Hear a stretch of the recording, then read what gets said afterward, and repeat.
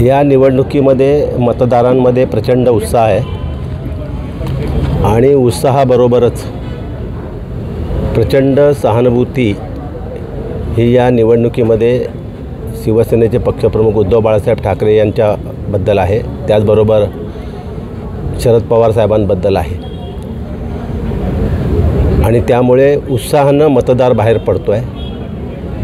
एका बाजूला उत्साह आहे तर दुसऱ्या बाजूला चीड आहे, राग आहे, संताप आहे आणि तो व्यक्त मताच्या रूपानं EVMवरती आज मतदार करताना पाहायला मिळतो आहे आणि त्यामुळे रांगा लागलेल्या आहेत, उत्स्फूर्त मतदान होत आहे।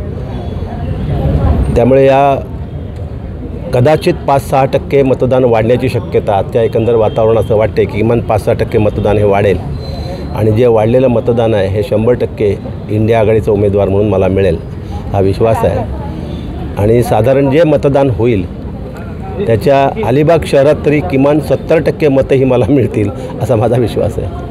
सर, सुनील तटकरे यांनी आज माध्यमांशी संवाद साधला, त्यावेळेला सांगितलं की मोदी विरोधी लाट असं तुम्ही म्हणताय, पण रायगडात आमचीच लाट आहे।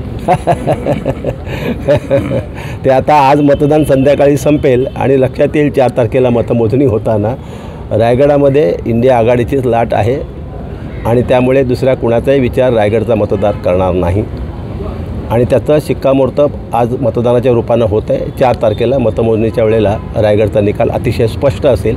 जे मतदान होईल त्याच्या 70% मतं ही मला इंडिया आघाडीचा उमेदवार म्हणून मिळतील असा माझा विश्वास आहे।